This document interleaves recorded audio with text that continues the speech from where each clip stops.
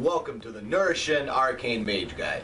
In this guide I'm going to cover everything you need to know between normal and heroic mode, and even LFR and flex mode, as this fight really doesn't change no matter which mode you're on at all. It's absolutely ridiculous how there's zero added mechanics. So, literally if you know how to do this fight for one, you know how to do this fight for all. The trick here is, guys, is what you really want to do is, as Arcane, we're going to go into talents, glyphs, and all that stuff. So let's go with talents first.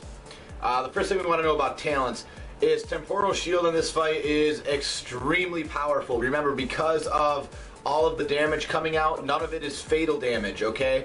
So because of that, being able to have that heal back over time is really, really nice.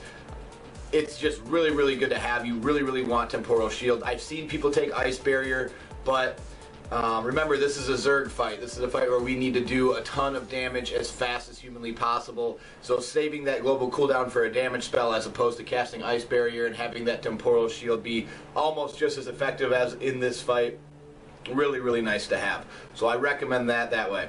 Cauterize, again, because there's not really any fatal damage, having that "oh crap, I accidentally messed up" cauterize is really, really nice as just a safety blanket, so that you know, oh crap, I took too much damage there, no, okay, do I have to ice block this cauterize off, or am I good to be healed up?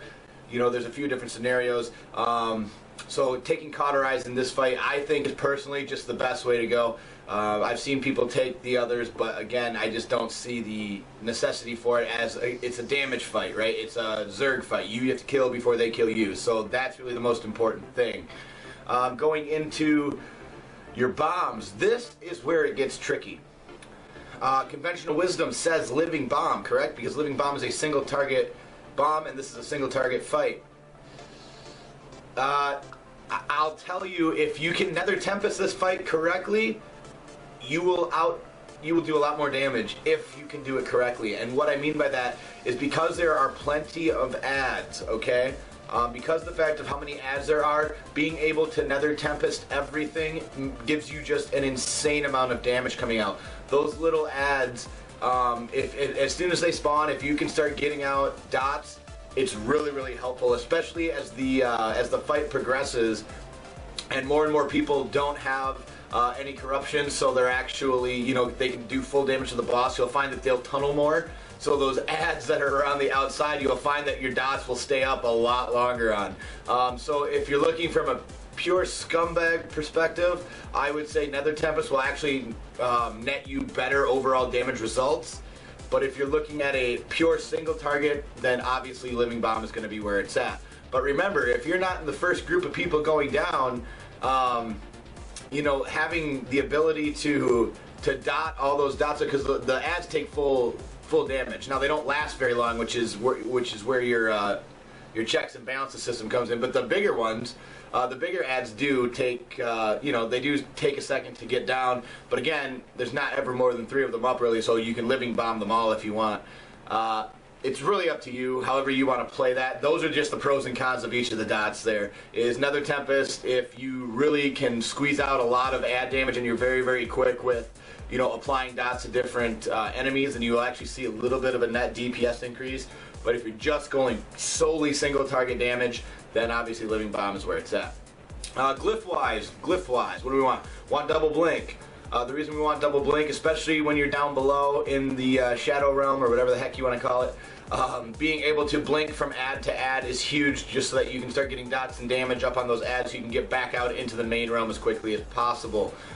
So that is really, really nice to have. Glyph of Armors, again, there's a ton of damage in this fight, so being able to negate a lot of that, very, very, very, very useful. As far as your third glyph goes, I've seen a lot of people taking the mana glyphs, loose mana. It's really up to you there. I've seen people take, you know, just pretty much everything under the sun. I've even seen people take Arcane Power on this one, just because if they're not in the first group, you know, their cooldowns really aren't as important until the end. So having that big meaty cooldown when they pop Lust at, you know, 30% or whenever the last group comes out or whatever, and having that meaty cooldown ready to go, is really up to you there. But it's really your personal choice on this one. You don't really see much use out of Arcane Explosion. Having the interrupt glyph is also nice because those little ads do cast, and not having to waste a global on the interrupt is very, very nice. Being able to cast that while casting is very, very beneficial. But again, not a huge detriment to your raid if one of those casts goes off, so you really have to weigh the pros and the cons there. Very, very much your choice, okay? Tips and tricks on this fight, again, figure out when your group's going to use Heroism, Bloodlust, whatever it is. Make sure that you understand when that's happening so that you can Zerg as much as you can. This is a very quick fight, so use your cooldowns at their most opportune time. Know when, obviously, that Lust is coming out. If you're not in the first group, you can probably get away with using your cooldowns immediately off the start, and then while you're down underneath in the second or the third group, then you can come back out and they should be about ready to go. If you're a mage and you're not in one of the first 3 groups, tell your raid leader he's an asshole and you're doing it wrong, because we do a ton of damage on this fight, especially as Arcane. So there's that. I'm not going to actually condone that last part, just in case they kick you, then don't come crying to me. But I would say it anyway. Anyway, guys, if you have any other questions about the fight, let me know. Or any other useful tips and tricks on anything that you've picked up playing an Arcane Mage, leave them in the comments below for other people to look through, and for myself to look through too, so that I can go ahead and give them a try. Thank you for watching, and as always, we will see you in the next one.